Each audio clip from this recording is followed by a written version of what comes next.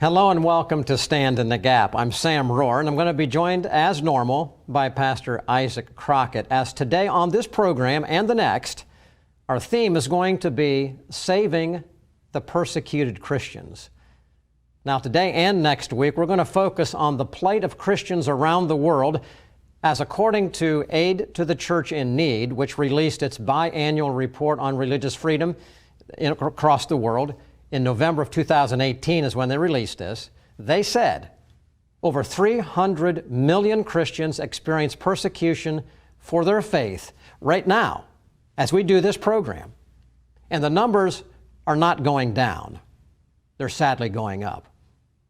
And for those influenced by a Judeo-Christian worldview, a biblical view of life, we, those people who believe those things, feel a moral duty to identify and stop abuse, to stop rape and torture and acts of aggression against fellow human beings.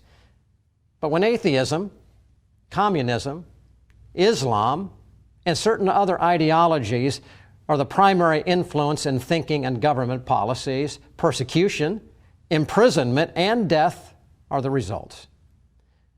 Now, over the recent years, the incidence of Christian persecution in particular has skyrocketed, with few government leaders doing anything about it.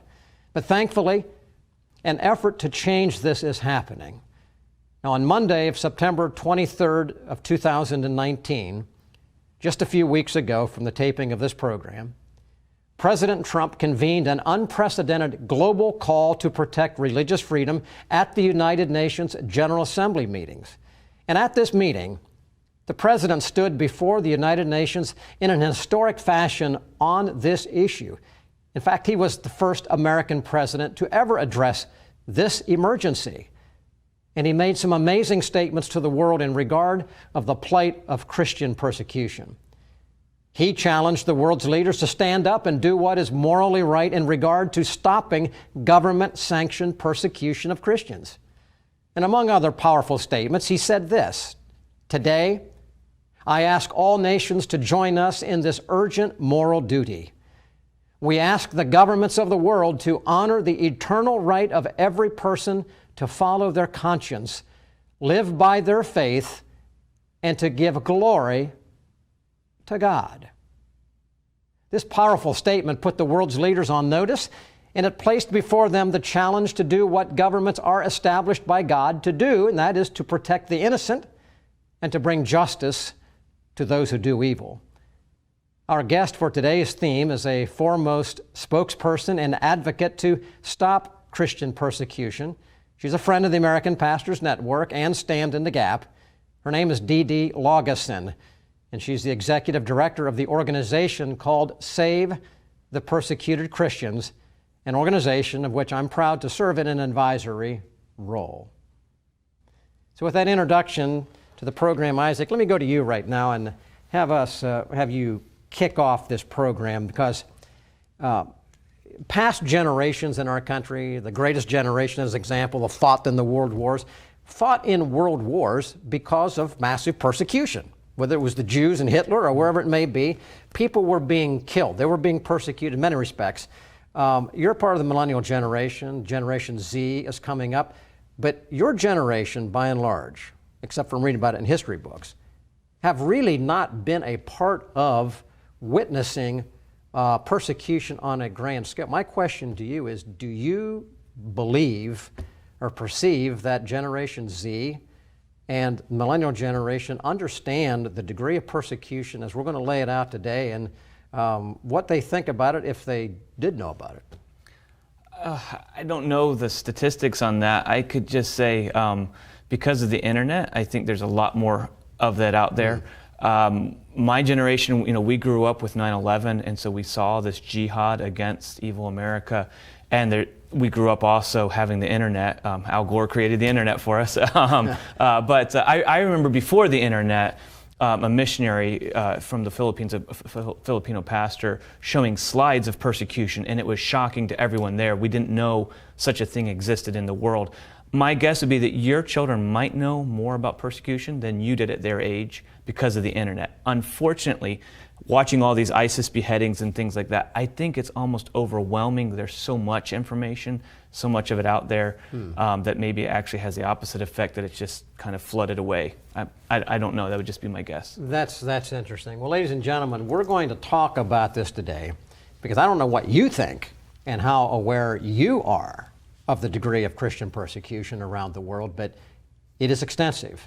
And we're going to be talking in just a second with our guest, Dede Laugesen, as we go into further discussion about the president, what he said at the United Nations, why he said it, and all of those things that lead up to understanding.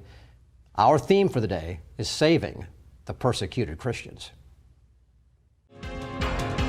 Around the world, the persecution of Christians is greater than at any time in the history of the world.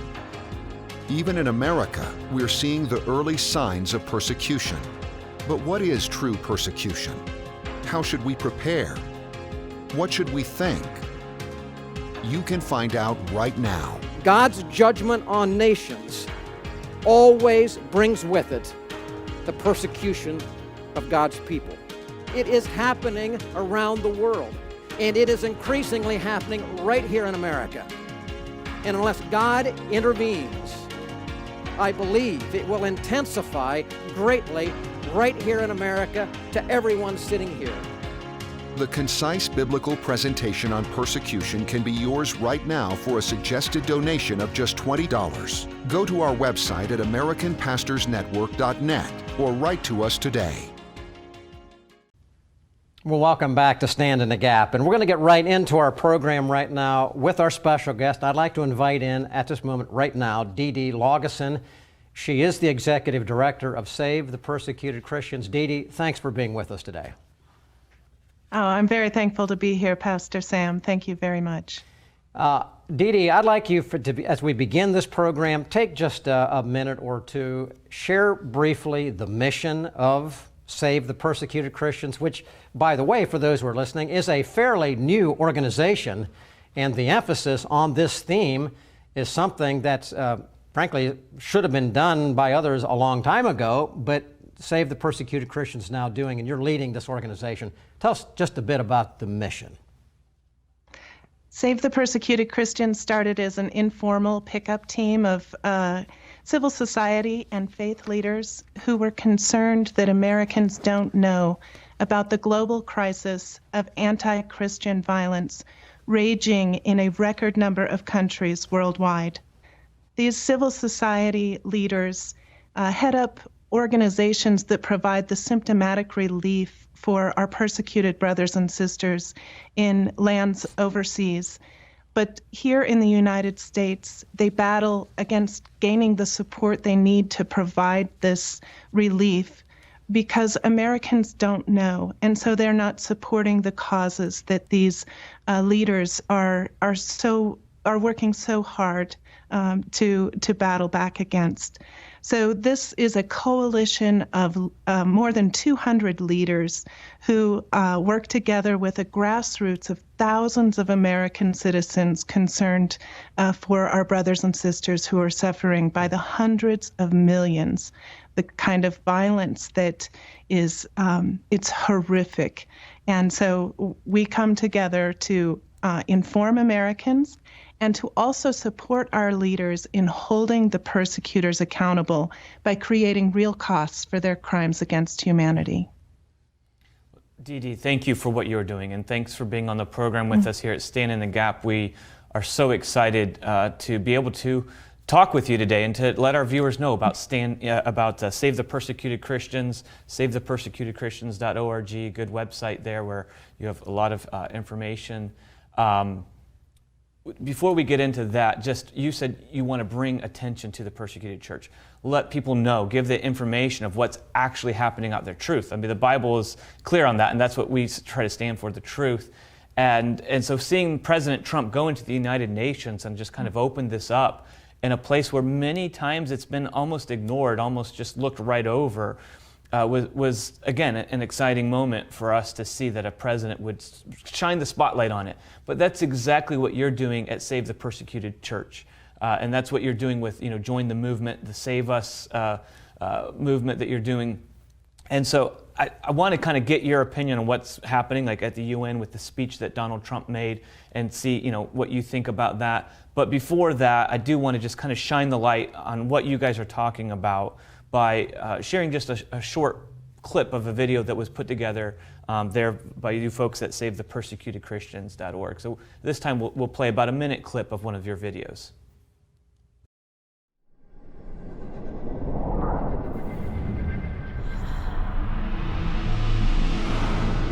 Too few Americans know that 300 million Christians in a record number of countries around the world are being subjected to brutal human rights abuses and even genocidal violence by authoritarian regimes and radical groups.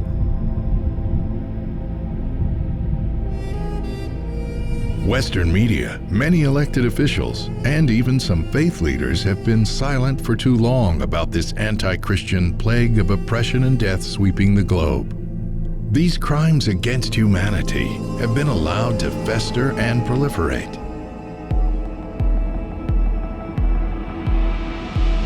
Current data and anecdotal information from reputable sources, including the United States government, show this may be the most dangerous time in history to be a Christian.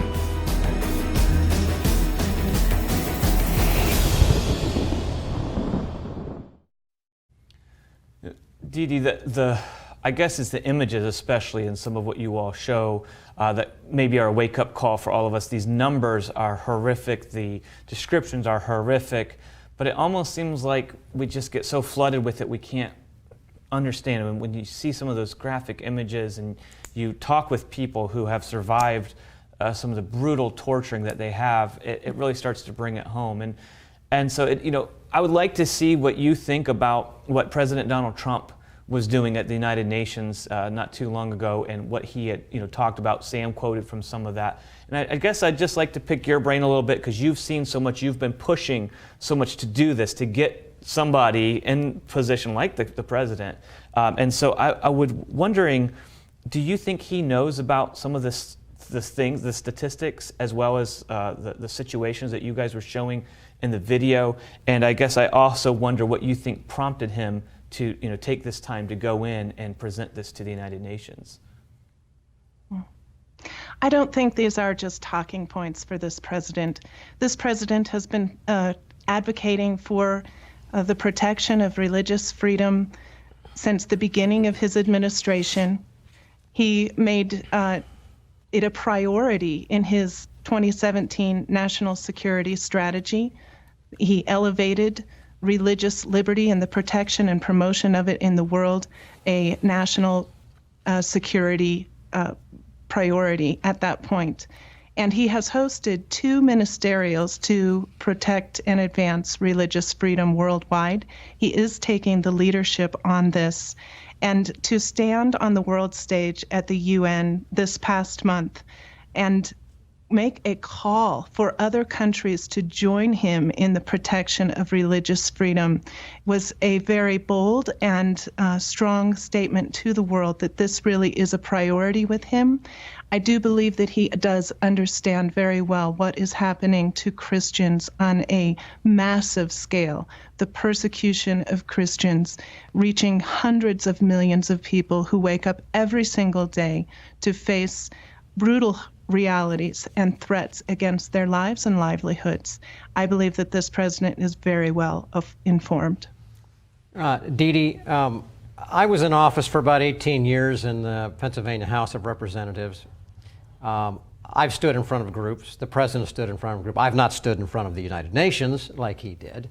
But I can say this, making a bold statement of that type that the president did either comes from a view of political pragmatism, that you're going to gain something by it, or it is born of conviction. I think you are describing that the president is being driven more by conviction in this matter than pragmatism. Would I be right in saying that? I think so. He hosted persecuted people in the Oval Office this summer during the Ministerial to Advance Religious Freedom, and at least half of those were Christians in the room. He said that religious freedom, the protection of it, is very important to him. He even said that it is the principle upon which all the rest of our freedoms rest. And he said, without it, nothing else really matters. And he told the people in the room, I will stand by you forever. And so I believe that for this president, religious freedom and protection and promotion of it in the world really does matter, because he's very much like a father. He's looking out for his family here in the United States, but he knows that you cannot have your home in a dangerous neighborhood. And with the advance and intensification of oppression, intolerance, and persecution of people of faith around the world, we live in a more and more dangerous neighborhood globally. That's a great way to put it, Dede. We live in a dangerous neighborhood and so forth. Now, the president, he mentioned the White House gathering. He also mentioned the name of someone that our viewers would probably recognize, and that was Andrew Brunson. Andrew Brunson was in Turkey. He was a pastor. Talk just briefly, if you could, about the president's role in seeking the release of that individual, because that goes to speaking to the issue that the president's decision to speak boldly at the United Nations was not a first time, but in fact is part of a long record. Share with that story, if you could, with our viewers. Yes, with Pastor Brunson, President Trump used the tools that Save the Persecuted Christians has been advocating to put pressure upon these foreign governments who are state sponsors of persecution, or they tolerate it within their countries. So President Trump took up the case of the American pastor Andrew Brunson, who had served for more than 20 years in Turkey. He got caught up after the coup attempt and was arrested for Christianization. They were actually saying that he was committing terrorist acts because he was promoting Christianity within Turkey. And so he was imprisoned, and President Trump, in every conversation he had with President Erdogan, he insisted that they release Pastor Andrew Brunson. And then he started using sanctions, economic sanctions, and threats to military equipment sales to Turkey, and really was driving the economy down into the dumps when President Erdogan was forced to release Pastor Andrew Brunson. We call it here at Save the Persecuted Christians the Brunson treatment. And we say that other countries also must be using these same tactics, looking at foreign aid, looking at military sales, and economic sanctions, access to international markets, all of those things when it comes to holding state sponsors of persecution accountable for these crimes. Dede, as we look back at some of the words that President Trump used to the United Nations, he actually talked about giving glory to God, and he talked about these persecuted Christians in such an honorable way. Are there any other highlights from that speech that you would like to maybe talk about or bring up for our viewers? That we only have about a minute and a half left here, but anything that you would like to bring out from his speech that would point to hopefully a good direction that maybe we are going in, and hopefully sort of a success story from SaveThePersecutedChristians.org.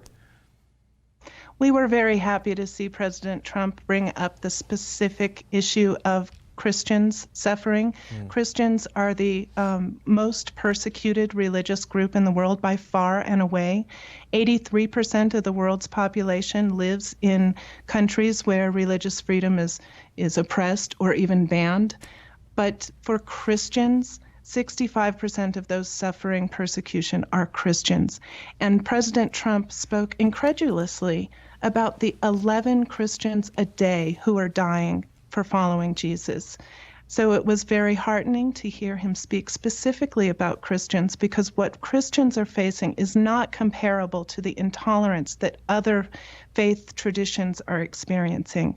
We are experiencing a holocaust of Christians in this day and age. It really is the most dangerous time in history to be a Christian. The Apostle Paul warned his protege in the faith, his son in the faith, Timothy, that everyone, that all who will live a godly life shall suffer persecution. And I wonder, our viewers watching right now, number one, are you aware of the persecution that's going on? Again, we want to thank you, Dede, for what you're doing to bring this to the forefront. But then also to ask yourself as a viewer, am I ready? Could I be one of those 11? And what do I do when persecution comes more than just to my neighborhood, but to my house? And so we have some more information we want to talk about in this program today. We're going to take a brief commercial break, and we're going to come back and talk more about that. And hopefully you can think about what the Lord is doing in your life to prepare you to help those who are being persecuted and to be prepared for when the time comes that you and I are also persecuted. We'll be right back after this timeout. Stand in the Gap is produced and recorded in the studios of WBPH Philadelphia, positively different television. To watch archives of this program, go to WBPH.org.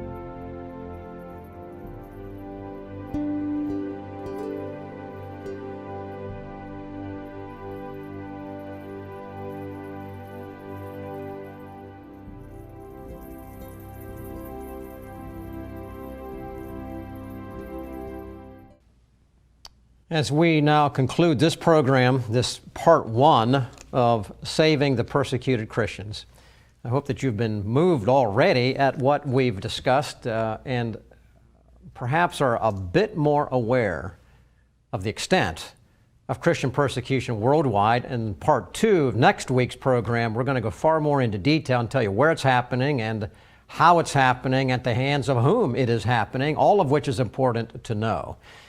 But Dede, I would like to conclude with you in the next couple of minutes. I don't ever like to take our viewers to the point of information without some place to go.